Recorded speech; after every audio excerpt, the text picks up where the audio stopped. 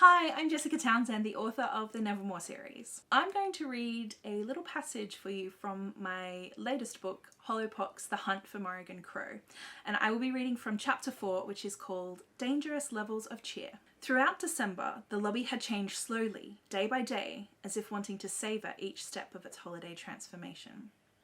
It started on the first of the month, with a single sapling fir sprouting from the black and white checkerboard floor. The tree shot straight upwards, splitting the marble with ease, spilling broken rubble from the base of the trunk and frightening the life out of poor old Kedgeree, who'd been minding his own business at the concierge desk nearby. By the next morning, the sapling was all grown up, nearly to the full height of the room.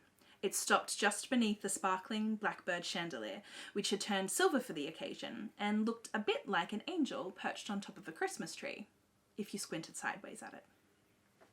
A mere 3 weeks later, the entire lobby was a wintry evergreen forest filled with birdsong and the earthy smell of fir trees, their branches dusted with snow.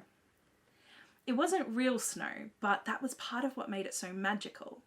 The thick, sparkling blanket of white on the lobby forest floor never melted, never turned ice slick or went to slush.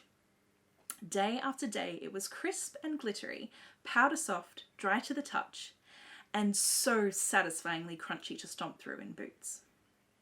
After the first few days, Dame Chandakali, opera singer extraordinaire and Dame Commander of the Order of Woodland Whisperers, had decided she'd quite like to see some wildlife among the trees, so she threw open the Deucalion's front doors and sang her favourite carol, the Yuletide hymn, until a cohort of enamoured woodland creatures gathered in the lobby, drawn irresistibly to the sound of her voice, and made themselves at home among the trees. Morrigan's favourite was a friendly red robin who greeted her each morning after breakfast and left tiny little tracks in the snow. Kedgeree the concierge took to wearing his coat, scarf and mittens indoors, and he and Charlie the chauffeur had to dig out a few fire pits here and there so that the guests could gather around them for warmth while waiting to check in or check out.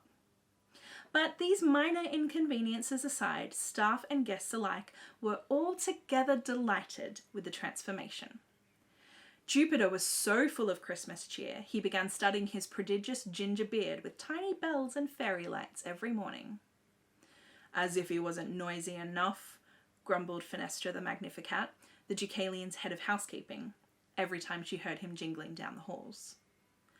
But even cranky Fenestra, who, like most cats, wasn't terribly fond of cold weather, or change in general, was eventually taken by the holiday spirit.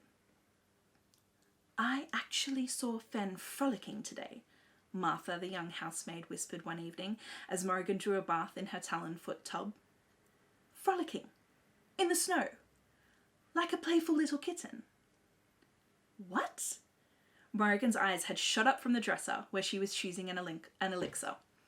In her shock, she managed to knock over her favourite pink rose bubble oil, splashing half the bottle into the water. The bubbles turned into floating rosebuds, and within seconds the bath was in full bloom, hundreds of flowers spilling out of the porcelain and onto the marble floor. "Fen? Are you sure?" Since Fenestra the Magnificat was roughly the size of an elephant and scornful of most things that brought others joy, Morrigan found this hard to picture in her mind. "On my life, I did." Martha held a hand to her heart, her face utterly solemn.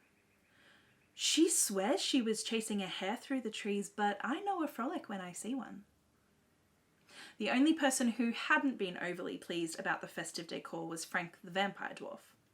The Deucalion's resident party planner was rather put out that his chosen theme for the annual Hotel Deucalion Christmas soiree had been vetoed by the hotel itself. "I had everything planned," Frank moaned when it was becoming clear the forest was here to stay for the season. "I've got the invitations all ready to go out.